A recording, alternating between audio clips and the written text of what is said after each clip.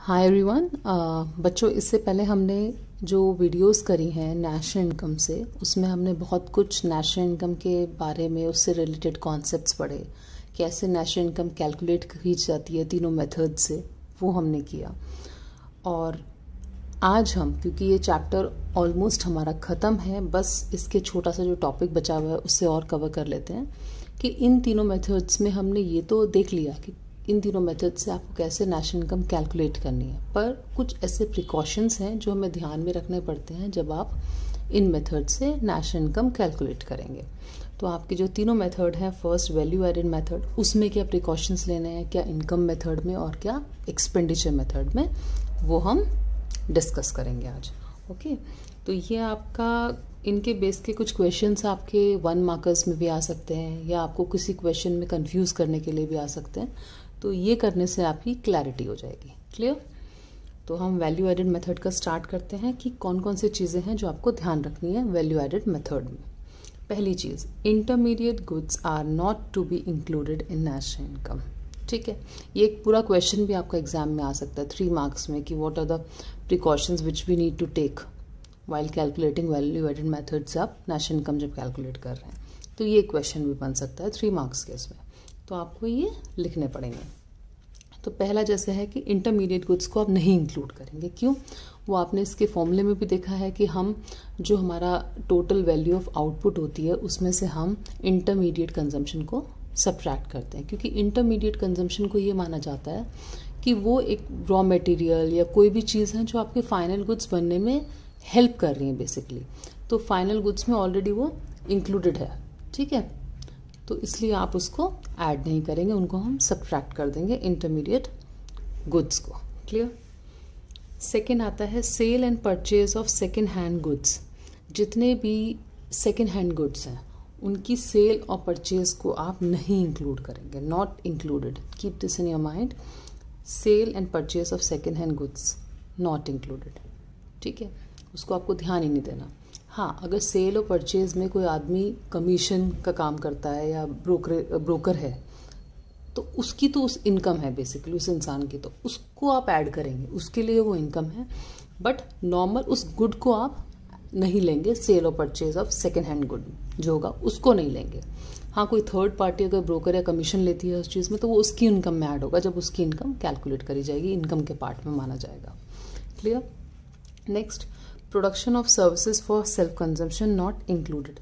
कोई भी सर्विस, ठीक है, जो खुद अपने लिए की जाती है, लाइक जैसे एक हाउसवाइफ है, वो घर के लिए काम करती है, तो वो सेल्फ अपने फैमिली के लिए एक मन से काम कर रही है, एक सर्विस प्रोवाइड, मतलब ऐसा नहीं कि पेड सर्विस नहीं है उसकी, तो उसको आप इंक्लूड नहीं करेंगे।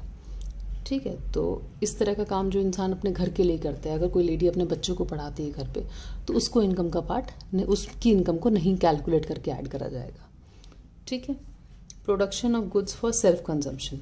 अच्छा हाँ, कोई गुड्स अगर प्रोड्यूस किए, मान लीजिए कोई फार्मर ने कुछ क्रॉप हुई, कुछ पार्ट उसने क्रॉप का अपने लिए रख लिया, तो एक तरह से उसको आप इंक्लूड करेंगे, बिकॉज अगर वो खाने के लिए खरीदता भी कहीं से, तो आप उसको लेना पड़ता ना, उसकी कुछ वैल्यू होती, तो एक तरह से वो उस साल के आउटपुट में एडिशन था, वो वाली जो पार्ट क्रॉप का उसने अपने पास रखा जो, तो वो भी तो एक पूरे साल के आउटपुट का पार्ट है, तो उसे आप इंक्लूड करेंगे। आप बोलेंगे पहले क्वेश्चन में क्यों नहीं किया? क्योंकि आप उसको कैलकुलेट नहीं कर सकते। एक हाउसवाइफ घर में कितना देरी है, उसको आप कैसे मेजर करेंगे? तो बहुत सारी चीज़ें जो हैं वो आप नहीं मेजर कर सकते, तो इसलिए आप उसको नहीं लेंगे। ठीक है, imputed value of owner occupied house. अगर किसी ने अपने ही घर पे कोई इंसान रह रहा है, ठीक है, तो उसको आप इंक्लूड करेंगे। क्यों? क्योंकि जितना एक्चुअली में उस घर का रेंट है, अगर उस इंसान ने ये घर रेंट पे किसी को दिया होता या ये खुद किसी रेंट हाउस पे रहता, रेंट वाले घर पे, तो भी कुछ पे करना पड़ता ना। एक तरह से ये पूरे साल की जो इनकम है उसका एक पार्ट है। ठीक है, तो इसको आप इंक्लूड करेंगे, imputed value of owner occupied house. Next, change in stock of goods. पूरे साल में कुछ ऐसा स्टॉक होता है जो नहीं बिक पाता, बट उसका प्रोडक्शन तो हुआ, उसे आप ऐड करेंगे, दैट शुड बी इंक्लूडेड। ठीक है, तो चेंज इन स्टॉक, जैसे अगर मान लो पहले 1000 यूनिट से इस बार 1500 हो गई, तो जो 500 जो बड़ी हैं चेंज इन स्टॉक हुआ है, that will be included. Clear? Sale and purchase of share, bonds, debentures, new and old not included. जितने भी शेयर डिबेंचर्स होंगे, इनसे रिलेटेड कुछ भी अगर आपके पास सेल या परचेज का कुछ ऐसा होता है, उसको आप नहीं लेंगे, ठीक है, उन्हें आप इंक्लूड नहीं करेंगे। हाँ, उनके कमीशन अगर कोई लेता है उनसे, उनकी सेल परचेज में कोई इंसान कमीशन ले रहा है या ब्रोकर है ब्रोकरेज लेता है, उसकी इनकम का ये पार्ट माना जाएगा। बट एक्चुअली में ये जो सेल परचेज हुई है, इसको आप नहीं इंक्लूड करेंगे, ठीक। तो ये आपके पॉइंट्स हैं जो वैल्यू एडेड मेथड में 7 हैं, जिनको आपको ध्यान रखना है। चाहे ये आपके क्वेश्चन के बीच में आए तो आप ध्यान रखेंगे कि किसको इंक्लूड करना है किसको नहीं, और चाहे ये आपके एज अ होल एक क्वेश्चन आए तो आपको ये पॉइंट्स पता होने चाहिए। क्लियर। नेक्स्ट हम इनकम मेथड का करते हैं। ओके, नेक्स्ट आता है बच्चों हमारा precautions to be taken in income method. Income method के अंदर आपको क्या क्या चीज़ें ध्यान रखनी है। इनकम का मतलब होता है बेसिकली मेथड में जितनी भी इनकम हमारी आ रही, किसी भी फैक्टर ऑफ प्रोडक्शन जो आपने सर्विसेज प्रोवाइड की, फैक्टर सर्विसेज, उनके बदले में जो इनकम आई, जैसे सैलरी, वेजेस, रेंट, रॉयल्टी, ठीक है, इंटरेस्ट हुआ, प्रॉफिट हुआ, आपका मिक्स्ड इनकम, ये सारे पार्ट्स थे उसके। तो उसमें अब आप कौन सी इनकम लेंगे, कौन सी इनकम नहीं लेंगे, कुछ ऐसे पॉइंट्स हैं, उन्हें हम डिस्कस करेंगे जो ध्यान रखने हैं। पहला, ट्रांसफर इनकम। ट्रांसफर इनकम कौन सी होती है? जिसके बदले में आपने कोई सर्विस प्रोवाइड नहीं की, आपको ऐसे ही वो इनकम हो गई है, जैसे डोनेशन हो गई, ओल्ड एज पेंशन हो गई, तो इसके बदले में आप सर्विस प्रोवाइड नहीं कर रहे हो, ठीक है, तो इन्हें हम नहीं इंक्लूड करेंगे। क्लियर। ट्रांसफर इनकम्स को। Income from sale of second hand good, as we have discussed earlier पुराने वाले में, कि सेकेंड हैंड गुड्स जो हैं उनकी सेल से जो आपको इनकम हुई है उन्हें भी आप नहीं इंक्लूड करेंगे, बिकॉज सेकेंड हैंड गुड्स जो होते हैं वो सेकेंड हैंड है, उनके जब फर्स्ट टाइम उनकी सेल हुई थी तो ऑलरेडी वो उनकी इनकम एक बार इंक्लूड हो गई। तो एक ही बार गुड्स मान लो, दोबारा एक ही चीज़ को आप बार बार नहीं ले सकते इनकम के अंदर, एक ही बार लेते हैं, ठीक है, तो इसको नहीं इंक्लूड करेंगे। हाँ, उससे रिलेटेड अगर जो ब्रोकर है या कमीशन एजेंट है, उसने जो कमीशन मिला, उसकी जो इनकम हुई है उसको बेचने खरीदने में, वो इंक्लूड करी जाएगी। क्लियर। उस आदमी की वो इनकम करेंगे। बट नॉर्मल जिस इंसान गुड की एज अ गुड जो है, जो एक बार हो चुका है, बिक चुका है, सेकेंड टाइम बिक रहा है, तो उसको आप नहीं लेंगे। Clear. Income from sale of shares, bond and debentures, जितने भी फाइनेंशियल एसेट आप बोल सकते हैं, या जितने भी आपकी पेपर वाली चीज़ें हैं, जो आपका, इनको पेपर क्लेम्स बोल सकते हैं, क्योंकि इनमें आज एक आदमी के पास है, कल उसने ट्रांसफ़र किसी और को दे दिया, शेयर्स किसी को बेच दिए, तो बहुत जल्दी जल्दी इनका टाइटल जो है, इनकी ओनरशिप चेंज होती रहती है, तो इनको आप नहीं इंक्लूड करते हैं, ठीक है। तो income from sale of shares, bond, debenture not included. And against the same thing, commission and brokerage जो होगा, कोई आदमी कमीशन एजेंट लेता है, उसकी इनकम को इंक्लूड करा जाएगा, ठीक है, तो वो इंक्लूड करेंगे। विंडफॉल गेन्स, कोई भी ऐसे गेन्स जो आपको लॉटरी से हो गए, या कोई हॉर्स रेस में किसी ने वो लगाया हुआ था कि बेट कि भाई इतना होगा, उससे कुछ गेन हो गया, इन चीज़ों को हम नहीं ले सकते, ठीक है, क्योंकि actually these are not productive activity, कि कुछ प्रोडक्शन से या कुछ ऐसा हो नहीं रहा, वो एक विंडफॉल गेन है, तो इसको हम रेगुलर जो इनकम अपनी कैलकुलेट करते हैं नेशनल इनकम की, उसमें इंक्लूड नहीं किया जाता।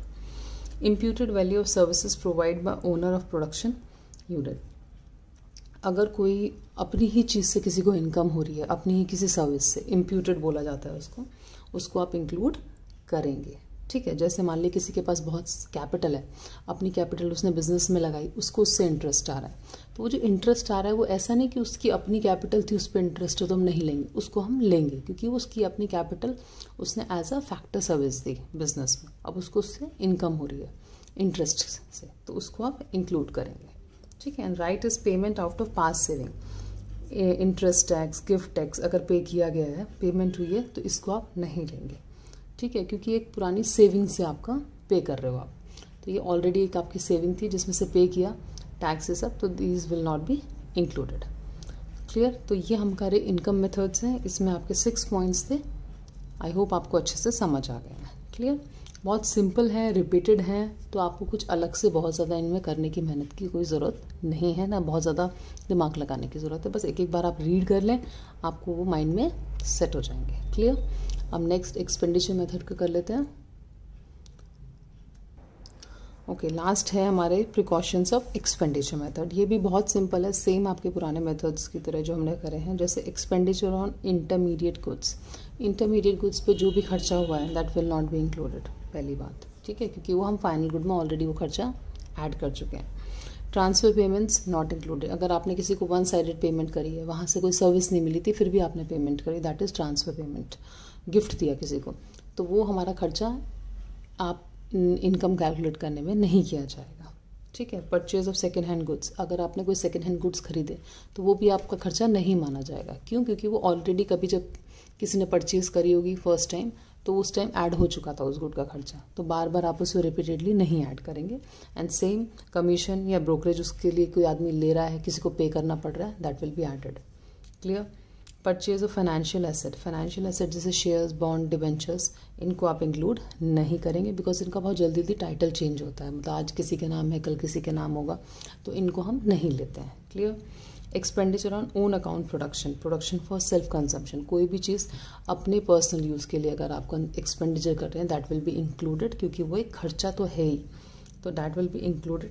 और अगर कोई गवर्नमेंट हमारी फ्री सर्विस करती है, हाउस होल्ड्स को देती है, उनके ऊपर खर्चा करती है, तो वो इंक्लूड होगा गवर्नमेंट का खर्चा। या नॉन प्रॉफिट इंस्टीट्यूशंस होते हैं, वो भी क्या कहते हैं, हाउस होल्ड्स को कुछ हेल्प करते हैं, तो वो भी एक उनका खर्चा है, तो इसे भी हम नेशनल इनकम कैलकुलेट करने में ऐड करेंगे। इसके सिर्फ ये 5 पॉइंट्स थे। आई होप आपको बहुत अच्छे से क्लियर हो गया है, मुझे लगता नहीं कि इसमें कोई डाउट बचा होगा। और इसके साथ ही हमारे ये चैप्टर नेशनल इनकम जो है वो ख़त्म हो गया है। फिर भी अगर आपको लगता है कि कुछ ऐसे पॉइंट्स हैं जो मेरे हिसाब से तो नहीं छूटे हैं, बट इफ़ यू फील कि मुझे पढ़ाने चाहिए, तो प्लीज़ आप मुझे कमेंट बॉक्स में बताएं, मैं उसके लिए एक वीडियो आपके लिए और बना दूँगी।